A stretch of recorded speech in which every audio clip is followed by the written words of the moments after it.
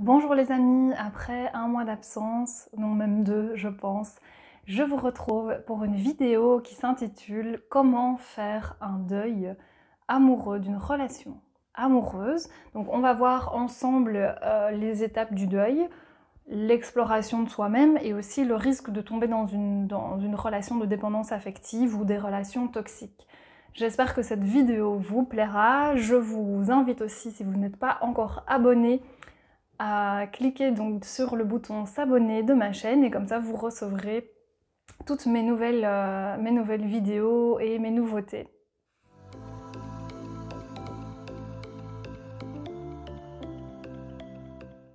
Je sais que ce n'est pas toujours évident d'accueillir tous les mécanismes de protection qui sont mis en place en nous-mêmes depuis tellement d'années quand on vit un deuil, et donc plus précisément ici un deuil d'une relation amoureuse. Et donc c'est pour ça que j'ai eu envie de faire cette vidéo et de pouvoir vous partager un petit peu ce qui se passe en nous. Est-ce qu'on met vraiment des fois des années à s'en remettre? Comment est-ce qu'on peut...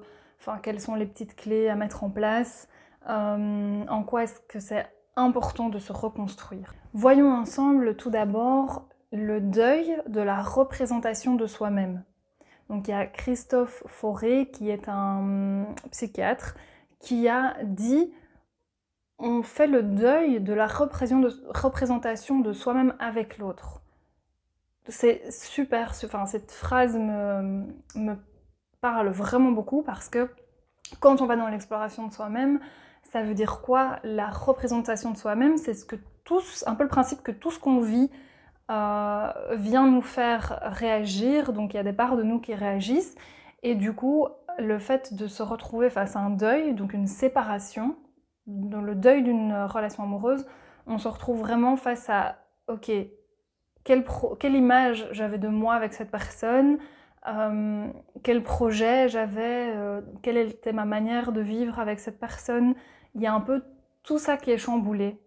Et ce que je veux dire par là, et ce sur quoi moi j'insiste un petit peu plus dans cette vidéo, c'est que on oublie que c'est aussi le deuil d'une part de nous-mêmes. Donc c'est la représentation qu'on a de soi-même, c'est donc la vision de soi. Donc ça c'est hyper important pour l'estime de soi. Et alors quel avenir et comment je me projette donc dans la vision de moi, comment je me projette même dans l'avenir n'étant plus avec cette personne-là. Et donc on est pris par les émotions et les émotions nous empêchent en fait de pouvoir prendre ce recul. Et c'est là où on amène un peu plus de conscience, on va en parler juste après dans la vidéo, on amène un peu plus de conscience là-dessus. Alors pour les étapes du deuil d'une relation amoureuse, sachez qu'il n'y a pas non plus de... Et là je mettrai un point d'attention, il n'y a pas de preuves scientifiques, d'études scientifiques sur les étapes du deuil d'une relation amoureuse. Donc c'est discutable, vous pouvez trouver de tout. Moi je vous invite à trouver ce qui fait sens pour vous, dans ce que vous vivez. Surtout que les étapes citées ne sont pas, je dirais, d'office... Enfin, le deuil est unique, chaque personne est unique, donc vous n'allez pas avoir d'office tout le monde les mêmes étapes dans le même ordre, avec le même rythme. Non, chacun vit son deuil. Il y a peut-être des étapes que vous n'allez même pas percevoir, vous allez peut-être vivre d'autres choses, et puis voilà, vous allez peut-être passer une étape pendant carrément un an, et puis une autre étape pendant un jour. Enfin voilà, c'est très très personnel. Donc prenez ce qui vous semble bon par rapport à ça. Donc dans les 4 étapes, il y a d'abord l'annonce de la rupture. Donc ça, c'est ce qui équivaut au choc de l'annonce. Il y a un certain déni. Donc les émotions restent figées. C'est-à-dire qu'on n'a pas envie de voir ce qui se passe. Donc ça reste figé dans le corps. Ensuite, c'est l'étape de la reconquête. C'est une étape qui peut être assimilée à la phase de recherche.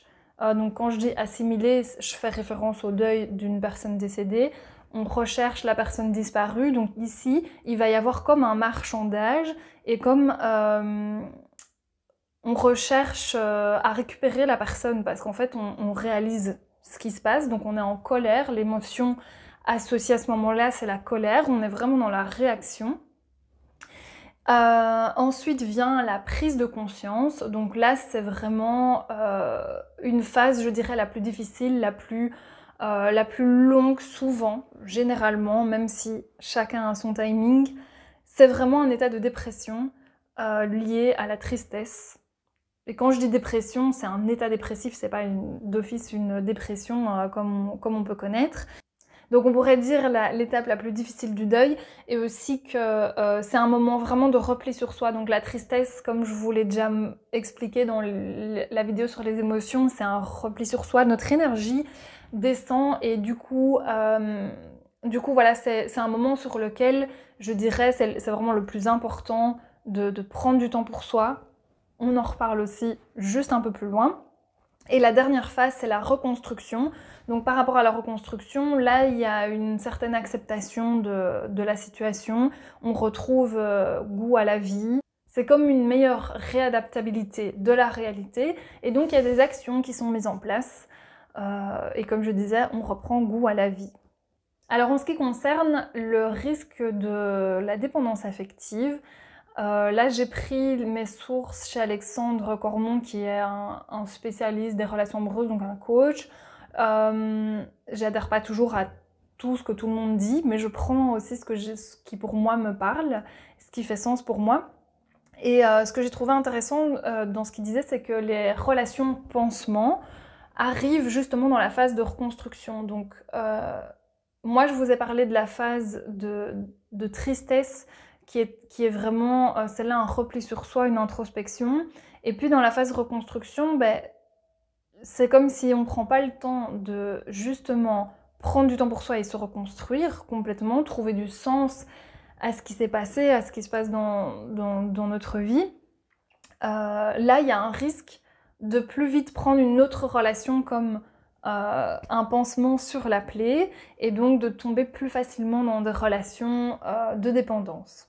Du coup, il y a de nombreuses personnes qui se demandent si se remettre avec son ex peut provoquer de la dépendance affective, et en fait, là où on met le point d'attention, ou en tout cas le psychiatre Christophe Fauré met le point d'attention, c'est faire la différence entre la nostalgie et l'amour.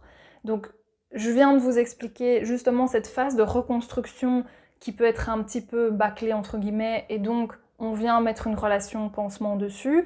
Donc si le deuil de la relation n'est pas terminé, on peut prendre quelqu'un d'autre pour pouvoir se protéger, et donc relation pansement. À la fois, si on veut se remettre avec son ex, ce que le psychiatre explique qui est important, c'est de justement avoir pris le temps de pouvoir passer toutes les étapes du deuil, se reconstruire pour pouvoir recommencer une relation. Il y a forte chance qu'il y ait de nouveau une rupture si ce cycle n'a pas été jusqu'au bout, parce que si on reste dans l'émotionnel, on est dans la nostalgie, etc. Et donc je vous mets juste une petite note sur le fait de prendre conscience aussi de ces schémas automatiques qu'on a, évidemment, si on a l'habitude de se retrouver dans un jeu psychologique, donc victime, bourreau, sauveur, vous en avez déjà sûrement entendu parler, ça nous amène à des relations toxiques. Donc évidemment, prendre conscience de ces mécanismes-là permettront également de vivre son deuil, j'irai jusqu'au bout, même si j'aime pas mettre ces mots-là parce que c'est unique, il n'y a pas une manière de faire, c'est pas quelque chose de scientifique, ça se vit à l'intérieur. Mais entendons-nous là-dessus pour comprendre avec des mots. Voilà, de se sentir vraiment dans un sentiment de sécurité, et aussi de pouvoir prendre conscience, comme je disais, des schémas qui peuvent être en cycle dramatique. Donc par rapport à l'exploration de soi dans des moments comme ça de deuil, c'est vraiment très important de pouvoir prendre le temps d'introspecter. Pourquoi c'est important? Parce que ça va vous permettre de prendre conscience des choses, de justement mieux vous connaître, de voir ce qui ne vous convenait pas dans la relation. Et alors justement, je vous invite à ouvrir votre esprit sur le fait que le partenaire est un moyen de satisfaire des besoins universels. Donc les besoins universels sont des ressentis, ils sont intouchables, et donc par exemple le partenaire peut pouvoir nourrir des besoins tels que la sécurité, la protection, l'accomplissement, l'amour, le contact physique, etc. Et donc là, je viens vous poser des questions intéressantes. Qu'est-ce que ma relation m'a permis de vivre? Donc quels besoins étaient satisfaits? Quels besoins n'étaient pas satisfaits? Et qu'est-ce qui là maintenant est important pour moi? Et donc prendre un moment pour soi, s'introspecter, voir donc quels besoins sont satisfaits ou non satisfaits. Tout ça, ce sont des moyens pour pouvoir vivre son deuil. Et alors, vous pouvez faire aussi le choix de vous faire accompagner. Ça, c'est toujours possible, que ça soit en thérapie ou en coaching de vie. J'espère que vous avez appris des nouvelles choses dans cette vidéo, qu'elle vous a plu.